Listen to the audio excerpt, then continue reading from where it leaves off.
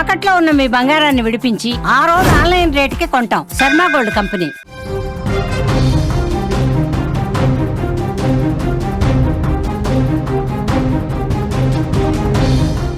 Breaking news. Mahabubabad జిల్లా ప్రభుత్వ ఆసుపత్రిలో దారుణ ఘటన ఒకటి వెలుగులోకి వచ్చింది. బతికుండగానే ఓ మనిషిని మార్చురీ దగ్గర పడేశారు.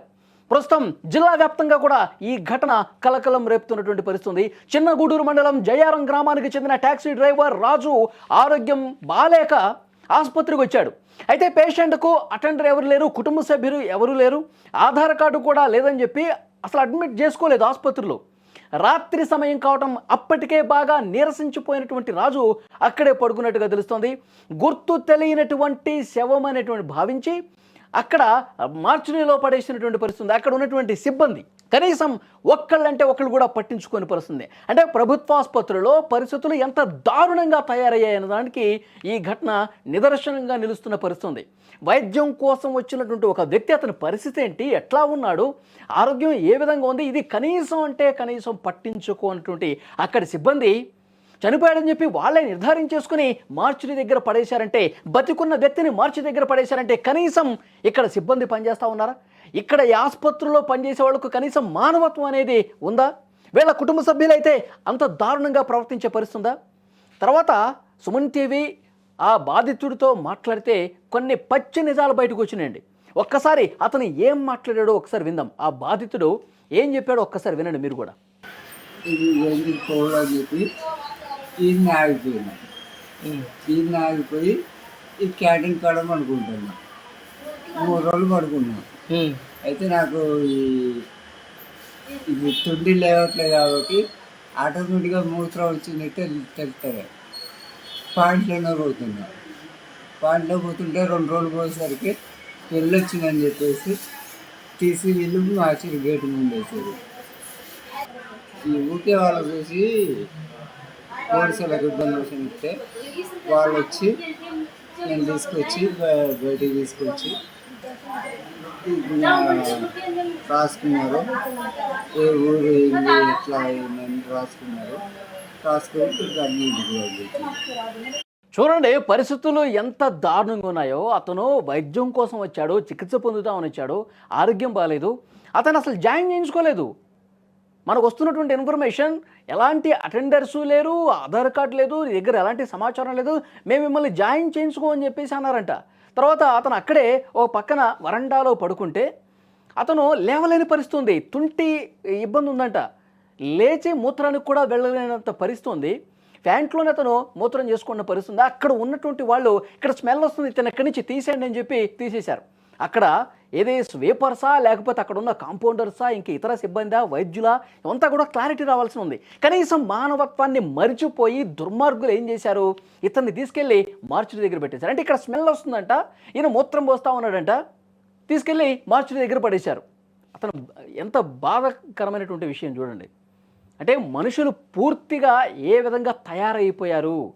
వీళ్ళు కనీసం నిజంగా వీళ్ళ కుటుంబ సభ్యులే ఇలాంటి పరిస్థితి ఉంటే వాళ్ళు మార్చురీలో పడేస్తారండి? ఇంత దుర్మార్గం కాకపోతే. మూత్రం స్మెల్ వస్తుందని తీసుకెళ్ళి మార్చురీ దగ్గర పడేశారంట. ఆ తర్వాత ఉదయాన్నే అక్కడ మార్చురీ దగ్గరకు వచ్చిన వాళ్ళు అరే ఇతను బతికున్నాడు కదా ఎందుకు ఇక్కడ పడేశారని చెప్పి వాళ్ళు ఉన్నతాధికారులకి కంప్లైంట్ చేస్తే అప్పుడు వచ్చి చూసి అడ్మిట్ చేసుకున్నటువంటి సిచ్యువేషన్ ఉంది. చాలా అంటే చాలా దుర్మార్గమైనటువంటి పరిస్థితి. అసలు వాస్తవ పరిస్థితులు అంటే ఒక్కసారి మనం తెలుసుకునే ప్రయత్నం చేద్దాం. మా ప్రతినిధి మధు కూడా ఫోన్ లైన్లో మనకి సిద్ధంగా ఉన్నారు. మధు, అసలు ఏం జరిగిందో చెప్పండి. Thank you Ali. మహబూబాద్ ప్రభుత్వ జనరల్ హాస్పిటల్లో దారుణం చోటు చేసుకుంది.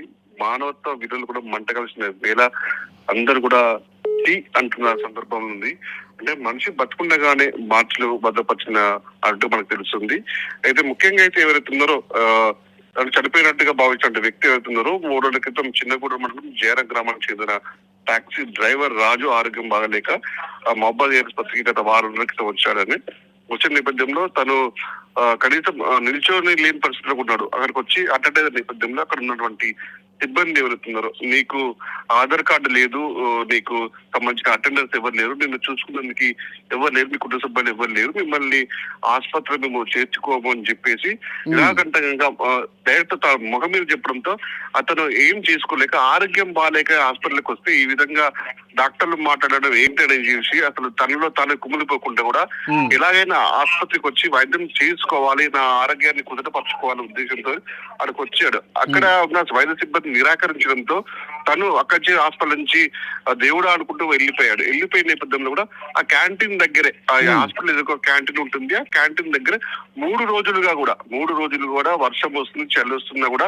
3 రోజులుగానే పట్టించుకోకుండా అక్కడే ఒక అనాథలుగా పడిన సందర్భంలో కూడా అక్కడికి ఇప్పుడు క్యాంటీన్ దగ్గరికి చాలా మంది వస్తుంటారు కదండి, సిబ్బంది వస్తుంటారు, వైద్యులు వస్తూ ఉంటారు, అక్కడ అందరూ తిరుగుతూనే ఉంటారు, క్యాంటీన్ నుంచి ఆసుపత్రికి వస్తూ పోతూ ఉంటారు. కానీ కనీసం ఒక్కళ్ళంటే ఒకళ్ళు ఎందుకు గమనించలేదు, గమనించినా మనకెందుకులే అనుకున్నారా, అసలు ఇతనికి వైద్యం చేసేది ఎందుకులే అని చెప్పేసి అనుకున్నారా? ఇంత నిర్లక్ష్యం ఏంటి? ఆసుపత్రిలోనే కదా ఇది జరిగింది. వలి జనరల్ ఆసుపత్రి అంటే మహబూబ్ జిల్లా వ్యాప్తంగా రోగులు మొత్తం అక్కడికి రోజు వస్తుంటారు, వందల సంఖ్యలో రోగులు వస్తున్న సందర్భం ఉంటుంది. తను కూడా ఒక రోగే కావచ్చు అని చెప్పేసి అని చూసి పట్టించుకోకుండా ఉన్న సందర్భాలు ఉన్నాయి తప్పితే వేరే విషయం దగ్గర లేదు. అయితే తను 3 రోజులు అక్కడ ఉన్నా కూడా తనకి ఎలాంటి వైద్యం అందించలేదు. తను కూడా ఇక నేను ఇక్కడ ఉన్నాను కావచ్చు అని చెప్పేసి కనీసం లేవని స్థితిలో ఉన్నాడు.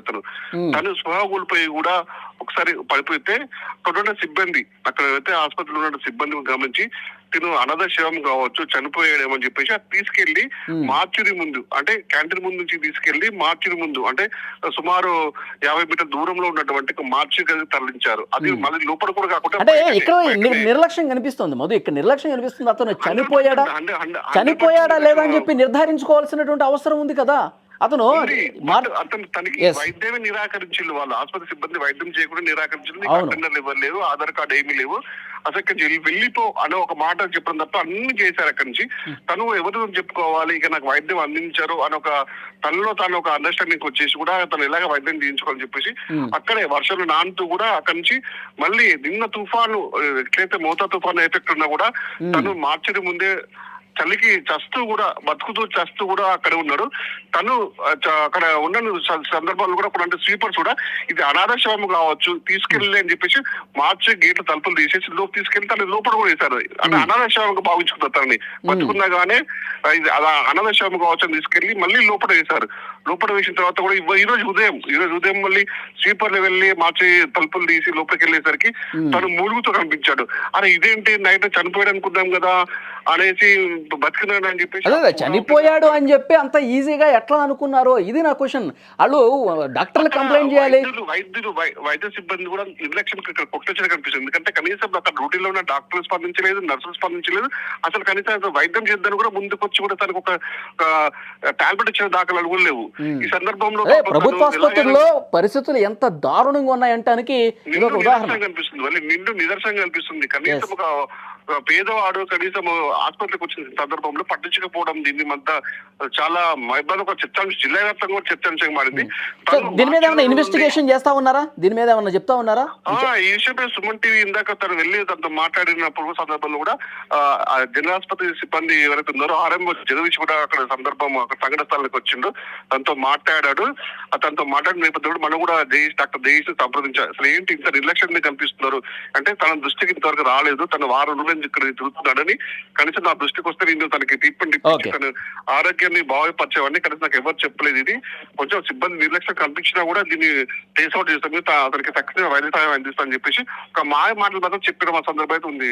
వాళ్ళు మనకైతే ఓకే మధు, మళ్ళీ ఒకసారి మిమ్మల్ని కాంటాక్ట్ చేస్తాం. ఒకసారి పోలీసు అధికారి కూడా దీని మీద మాట్లాడారు, ఈ ఘటన మీద. ఆయన ఏమన్నారు ఒకసారి వినండి. ఎస్ఐ గారు ఇక్కడికి వస్తే అక్కడ మార్చిలో అన్నుండేది పడిందని చెప్పి నేను చూసాక బతికింది తీసుకొచ్చి ఎస్ఐ గారు ఇక్కడికి వస్తే అక్కడ మార్చిలో అన్నుండేది పడిందని చెప్పి నేను చూసాక బతికింది తీసుకొచ్చి అది మళ్ళీ అతను బతికే ఉన్నాడని తెలుసుకున్న తర్వాత మళ్ళీ ఆసుపత్రిలో అడ్మిట్ చేసినటువంటి పరిస్థితి.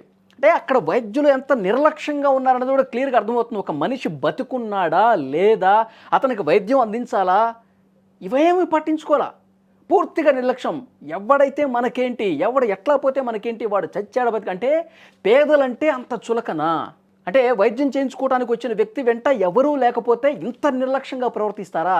అదే మీ కుటుంబ సభ్యులైతే, అదే మీ దగ్గర వాళ్ళైతే ఇంత దుర్మార్గంగా ప్రవర్తించే పరిస్థితుందా, ఇంత దారుణంగా బిహేవ్ చేసే పరిస్థితుందా? పూర్తిగా అసలు మనుషులకి మానవత్వం చచ్చిపోయిందని చెప్పి దీన్ని బట్టి అర్థమవుతుంది. అతను చెప్తా ఉన్నాడు, ఆ బాధితుడు, నాకు మూత్రం వస్తుంది, లేవలేనటువంటి పరిస్థితి ఉంది, కనీసం నన్ను పట్టించుకోలేదు, స్మెల్ వస్తుందని చెప్పి తీసుకెళ్లి మార్చిలో అక్కడ గేట్ దగ్గర పడేశారంట. ఎంత దుర్మార్గం చూడండి.